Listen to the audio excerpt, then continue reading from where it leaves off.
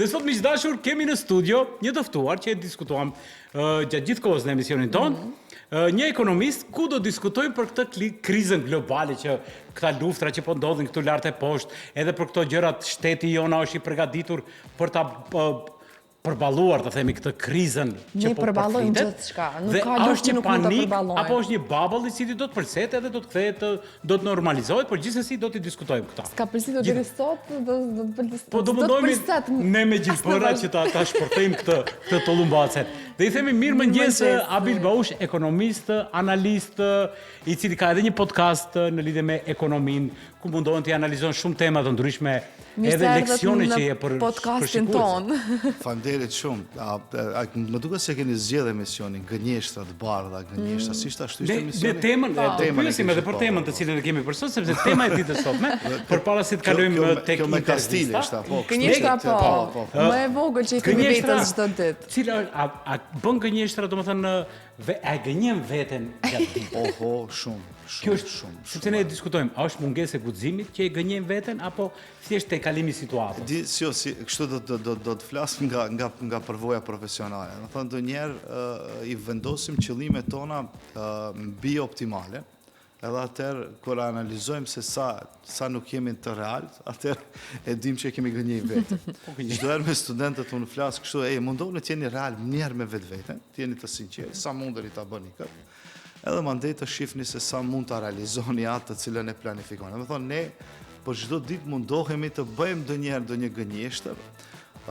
Tash, ajo gënjeshtër t'i japim vetës një farlloj motivi se ne mund të arrijmë një gjë gjatë atë planifikimit. Unë mendoj që kemi defekt të lindje, sepse që nga certifikata na shkruan, domethënë që në Maqedoni nëse don të mbietosh, do ta gënjesh pak vetën. Jo, unë do thëja ndryshe, do thëja, sepse kjo është ideja, këtë që thot profesori, është ideja sepse kemi ide për të ndryshuar gjëra ose për të bërë plane, por kur dalim në realizim, 8-2 humbën ideja gjithmonë. Jo, ta bëjmë këtë me shaka. E dini njerëzit të cilët fillojnë me dietë prej nesër.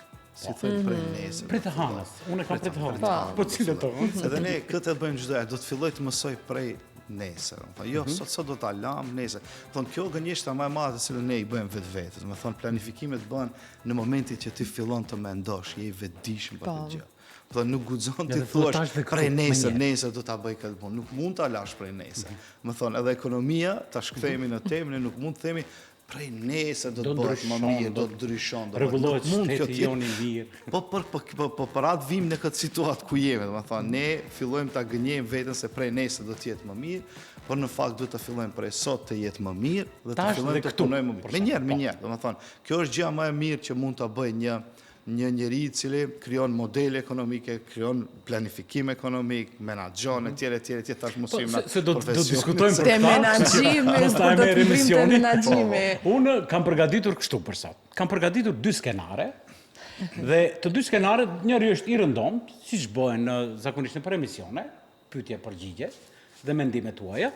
Dhe një skenar tjetër e kemi përgatitur paksa më komik, ose më me sarkazëm të flasim, edhe do doja që përzgjedhjen ta bëni ju, sepse u premtuam shikuesve që ata marrin me sportivitet këtë temën e krizës globale, apo duhet të fillojmë të nuk kam marrë në magazin ekonomik. Kam refuzuar këtë ditë këtë javë. Do thonë kam marrë këtë më me sportivitet. Këti skenari po them miru pafshim. E dini pse? Kur i pash gjë radhët, kur e biseduam gjë emision për të ardhur në emision, të tregova aq isha i nervozuar.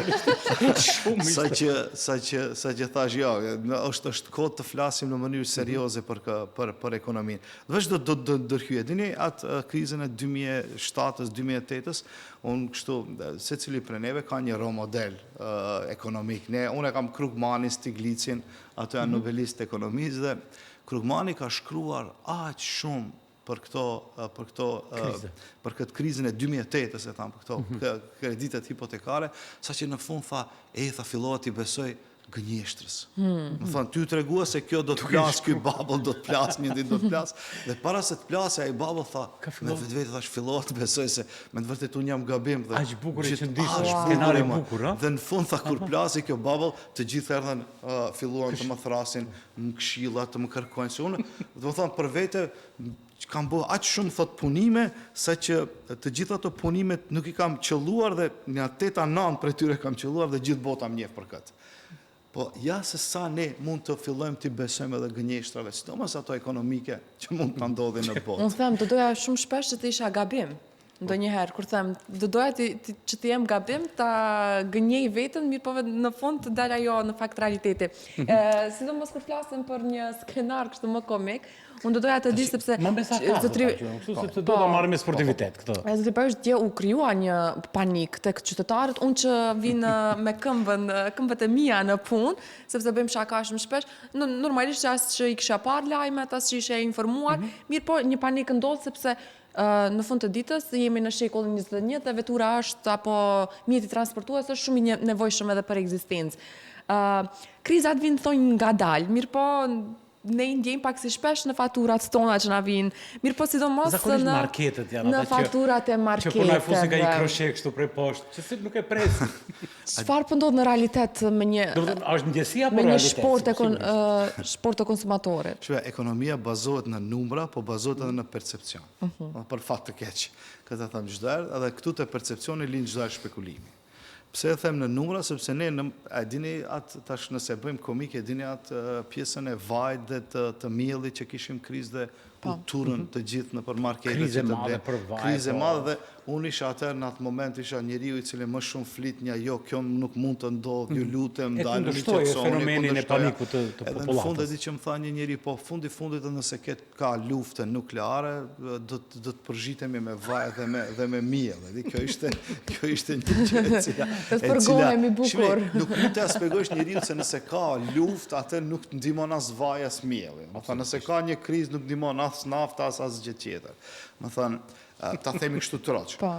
Kjo është e para. E dyta, neve do të na ndodhin kriza, do të jemi me kriza e tjera, po varet amortizimi i shtetit sa mund ta durojë atë krizë, ose ne si popullat sa mund ta durojmë këtë krizë. Ne përjetuam, ne jemi dëshmitar të disa kriza më radh. E thas, prej asaj të 2008-s, e tash këto me rend kështu në seri që na kapën. Po vim kjo domino efekti. Po na shpeshtohen.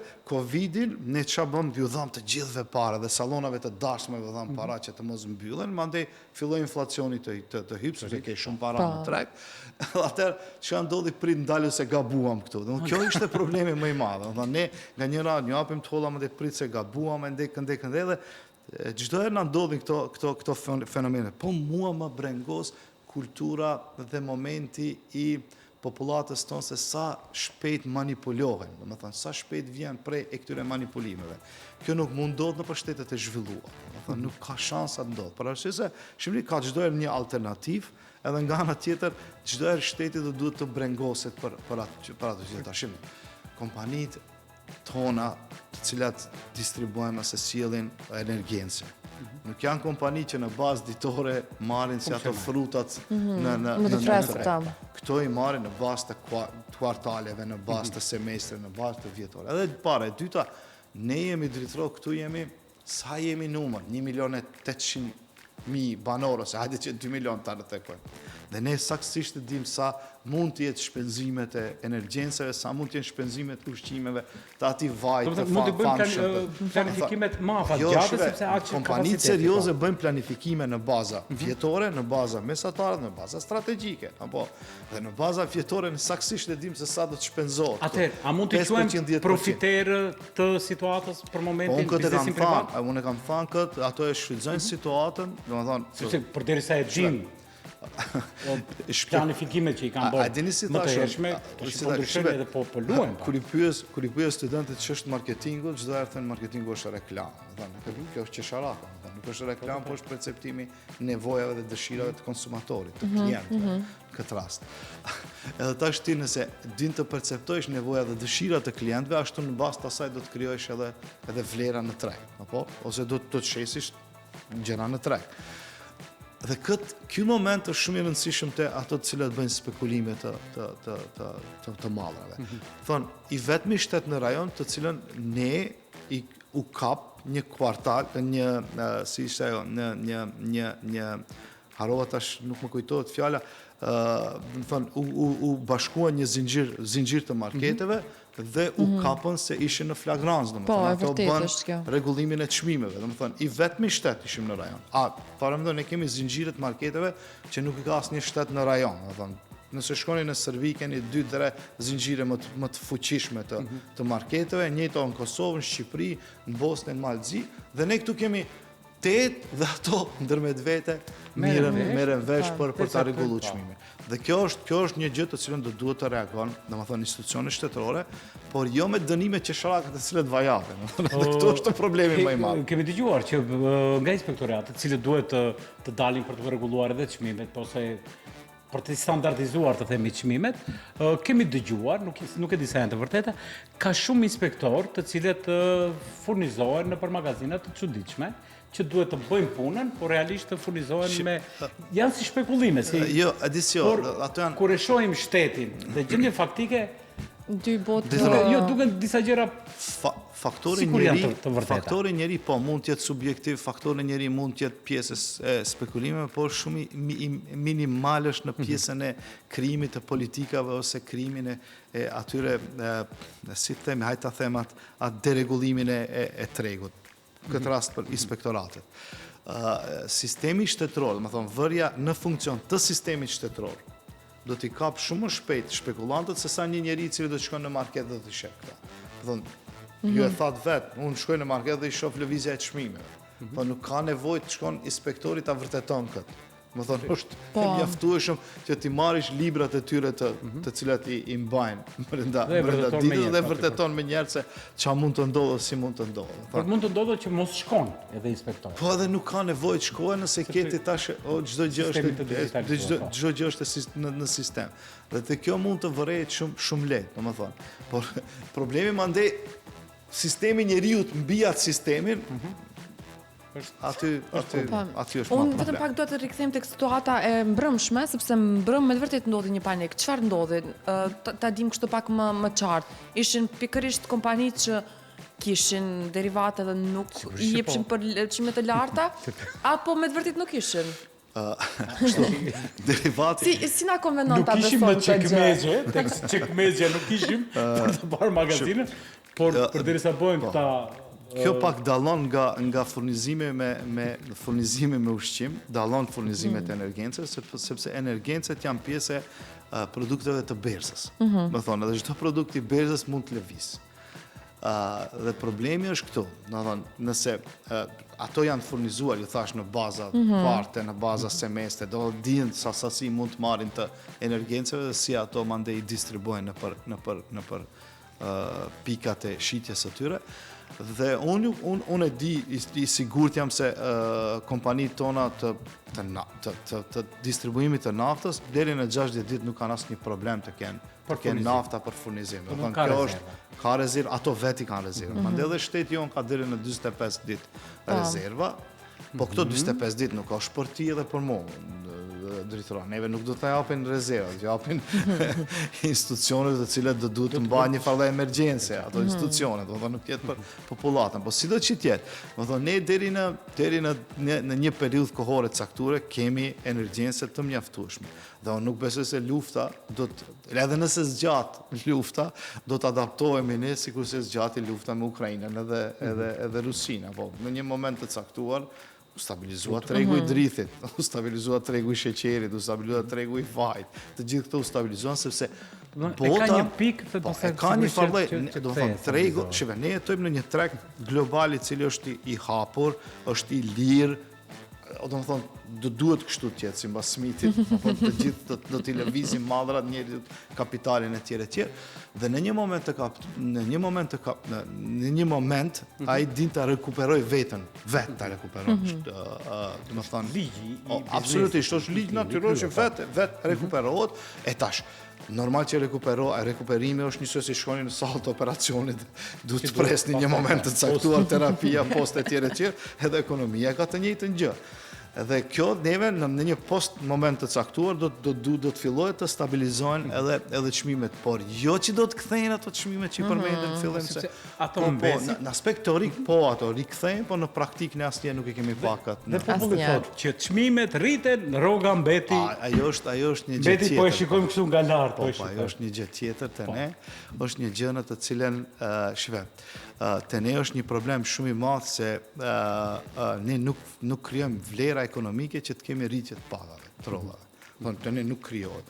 Kemi bërë një analizë shumë interesante me disa kolegë dhe kemi pasur kapaciteti i Maqedonisë është deri në 4% rritje të GDP-s në bazë vjetore. Ne shkojmë 3, 3.1, 3.2, tashmë inflacioni 4.1 dhe atë e zbresim në asnjë muaj. Jemi ekspert për të Po, absolutisht po dhe i keni pa ajo e dietës, e dini ajo dietës prej nesër do të fillojë. Kur thonë prej nesër do të kemi rritje ekonomike 10% edhe ne që e njohim këtë punë vjen çesharar.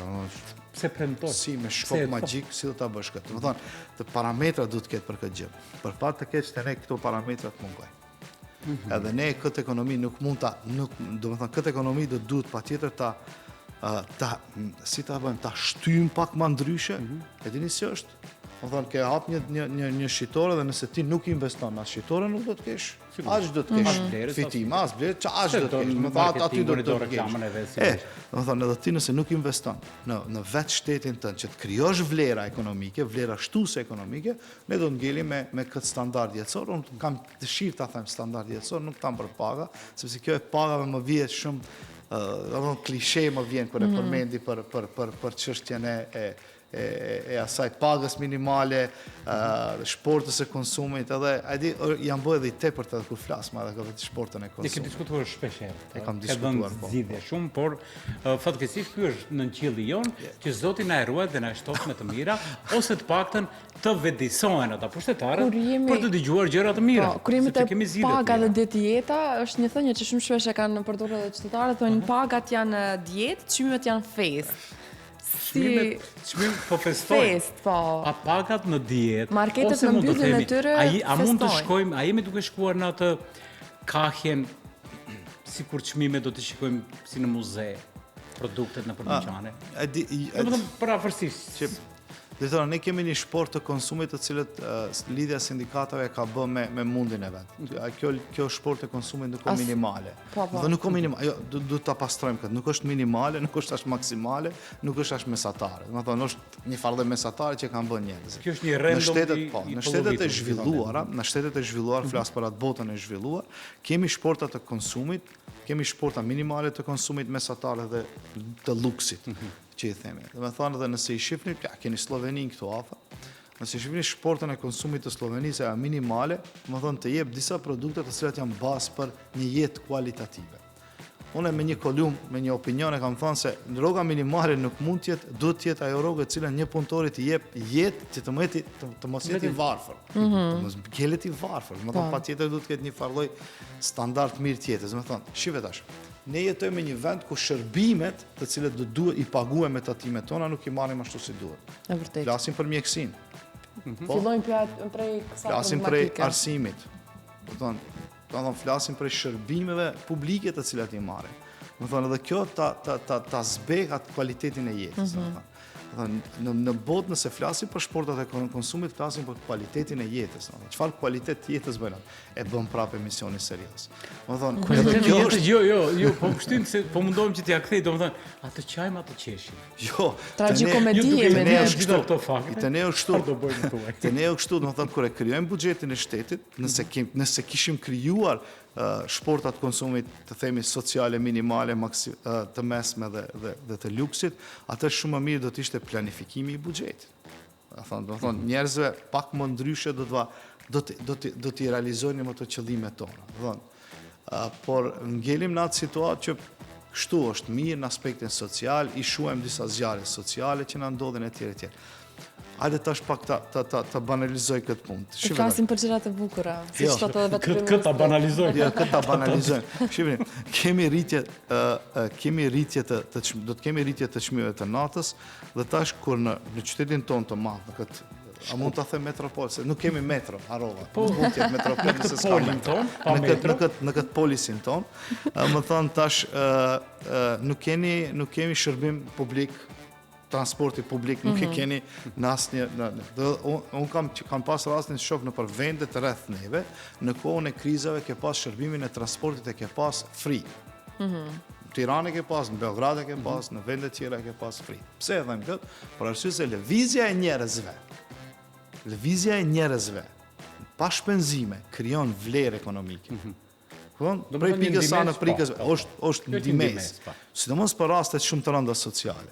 Thonë, ai nëse përdor transportin publik do të shkon në vendin e punës dhe do të jep vlerë të vendi punës. Domethënë nuk brengoset për këtë gjë. Ka mungesë transporti, ka mungesë, nuk ka mungesë dhe kjo lëvizja ka. E kam siguruar. Edhe shumë më lehtë do të ishte këto, për shembull, këto rezervat e naftës, atë do të distribuoheshin nëpër këto ndërmarrjet publike transportuese dhe mbaroi kjo punë. Ne pak më parë përmendëm transportin publik. Kur tash nuk funksionon transporti publik, kur domethënë linjët i kemi të pakta dhe domethënë njerëzit vonohen dhe nisin ndoshta një orë para për të arritur ndoshta 7-8 kilometra që kanë destinacionin e punës, lokacionin. Çfarë do të kishte ndodhur, ja që të themi nuk kemi derivate, s'ka naftë, nuk do të ketë për një javë, le të supozojmë një gjë të tillë, dhe tash duhet të gjithë të vijmë me transport publik në punë. Unë mendoj që do të kishte nuk ka kapacitet transporti publik. Ata bëj pak qesharake, do të bënim andej, do të nxjerrim një platformë online, dhe të gjithë prej shtëpie do punonin. Unë do të troja. Një zgjidhje do ti nga balkoni yt, unë nga balkoni im. Ju dhash një zgjidhje kreative, domethënë. Shumë kreative. Gjë që mund të bëhet. Po. Gjë që mund të bëhet. Jo, e dini pse? Sepse unë kam pas rastin të vizitoj shumë institucione dhe nëpër botë më shifet kjo mënyra e një dite të ndetur në shtëpi dhe puna të bëhet online. Dhe kjo ju jep pas pandemisë, ju jep njerëzve një farë refresh. E vërtet. Do thonë një ditë të ngel në shtëpi të jetë i ngujuar para kompjuterit vet, por të jetë më i relaksuar, por nëse ka nevojë të jetë prej atje në ndonjë. Unë për mendimin tim unë jam kundër këtyve, sepse nuk e ka kreativiteti shtëpia siç mund të jetë njeriu më prej personit, për mendimin pak tim personal kam. Këtu jemi në vend, si do që të jetë mirë përmendi. Jo, se e përmendi këtë shkuarje në punë, ne mund të na zgjas për shembull me transport publik nëse ekziston, nëse është në rregull, prej pikës A në pikën B mund të shkojmë deri në gjysore. Po, e vërtet. Po, në metropolet ku ka metro. Atje ku ka metro. Atje shkon transporti është deri në 2 orë, 3 orë, disa sa ju. Po, ama në qytet nëse ke metro shkon deri në 7 minuta, 8 minuta për shembull. Unë po flas për lokacione kështu pak më të afërta, sepse ne të gjithë të paktën që jemi në qytet, më së larti që mund ta kesh punën është 10 kilometra apo ja 15. Kemi një mesazh që thotë pyeteni profesorin sa duhet të jetë paga minimale. Sigurisht që profesori do të jetë 2-3 euro. Jo.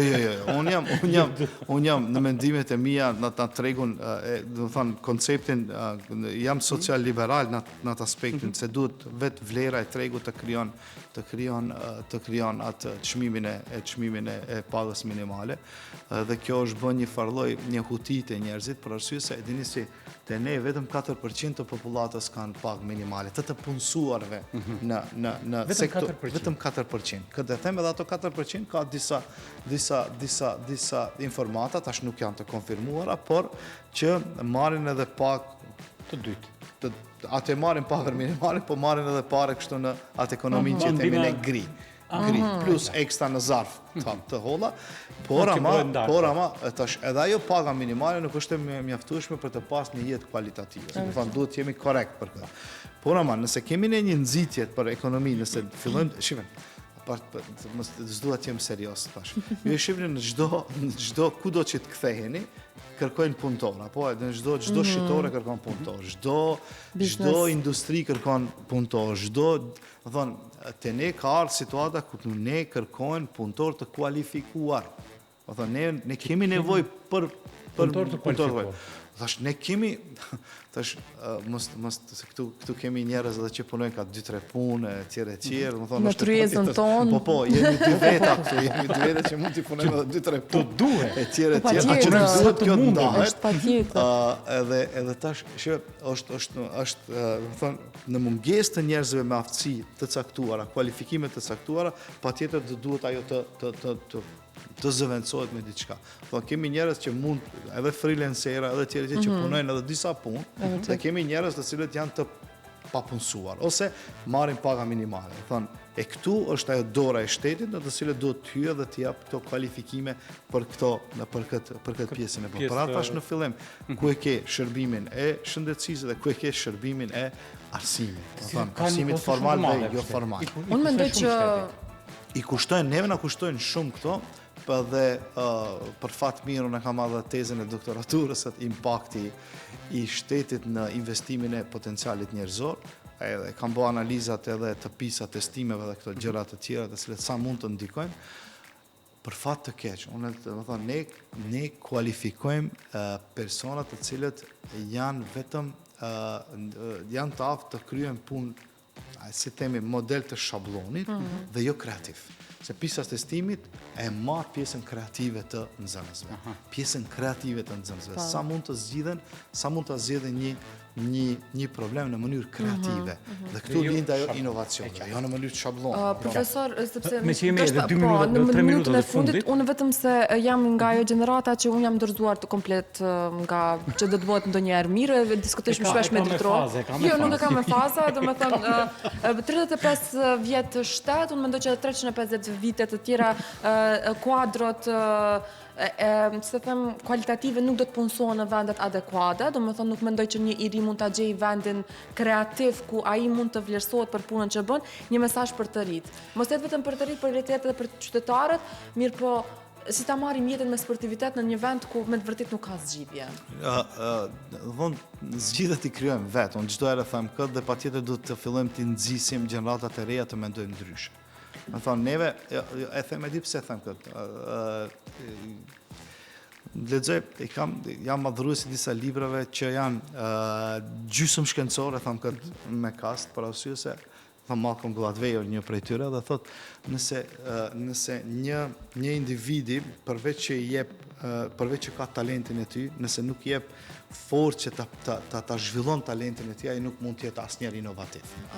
Këtë do duhet patjetër ta përcjellim të gjeneratat tona. Ne kemi të patjetërsueshëm këtë ta bëjmë. Gjeneratat e reja, për fatin e mirë të tyre dhe për fatin e keq të tonë dhe të shtetit, ato e gjejnë veten në botën globale. Ne jetojmë në një botë globale ku unë nuk njoh një I ri I cili është kreativ dhe ka aftësi jashtëzakonisht shumë dhaja edhe në gjuhë edhe në teknikë, në teknologji, në inteligjencën artificiale që është pa punë.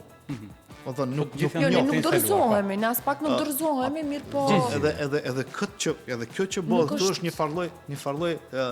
një farlloj vlere tjetër. Por ama ne do duhet patjetër ta përcjellim këtë në shoqërinë tonë, patjetër t'ju tregojmë shoqërisë tonë se në këtë moment neve na duhet të krijojmë vlera ekonomike, njerëz të cilët do të jenë të gatshëm, ta sfidojnë problemet të cilët neve I hasim, I kemi, ballafaqohemi dhe të fillojmë të krijojmë vlera.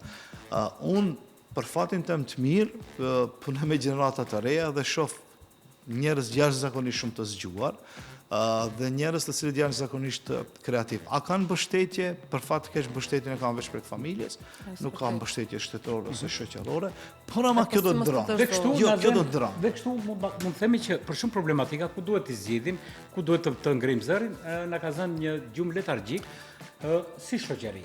Me që jemi minutën e fundit. Për fat të keq po, ne kemi institucione të cilat janë e përmendet institucionet të cilat japin paga dhe nuk kërkojnë rezultate, dhe do duhet ta ndrojmë këtë qasje. Duhet patjetër të qasja, mentalitetit të kërkojmë rezultate. Minuta e fundit, një sekundë. Nëse ekonomia do të ishte si puna e motit, si koha. Mund të themi që po na vjen një stuhi ekonomike, apo mund të themi që mund të kemi disa rreth të zeza të cilet po kalojnë. Tornado në miks me tsunamin. Jo, tsunami nuk mund të ketë. Si ta përmbyllim këtë? Nëse pyetni një ekonomist, ai çdo do të një ekonomist edhe në kushte të jashtëzakonshme të mira, sikur që i përmenda në fillim të emisionit, dhe çdo herë do të përmendë rreth zeza. Do thonë ne asnjëherë nuk shohim në ekonomi se ka një gjë ideale. Thonë për ne çdo herë rreth zeza kemi. Por ama do duhet ju themi qytetarëve, të jemi të realt, qytetarëve duhet ju themi se ne jemi pjesë e këtij tregut global dhe në këtë tregun global për fat të mirë kemi edhe shtete, individ, kompani, korporata të cilët situata e luftës nuk ju pëlqen. Më thonë, kjo ishte edhe puna e pandemisë para, e dini sa shpejt u zgjedh vaksina dhe gjëra të tjera, dhe mendoj se ka një dozë optimizmi se do t'jetë më mirë. Normal, këtë krizën do duhet ta paguajmë ne prej xhepit tonë, është që normale kjo punë, por aman nuk mund t'jetë edhe shaq katarzis kjo puna e kësaj.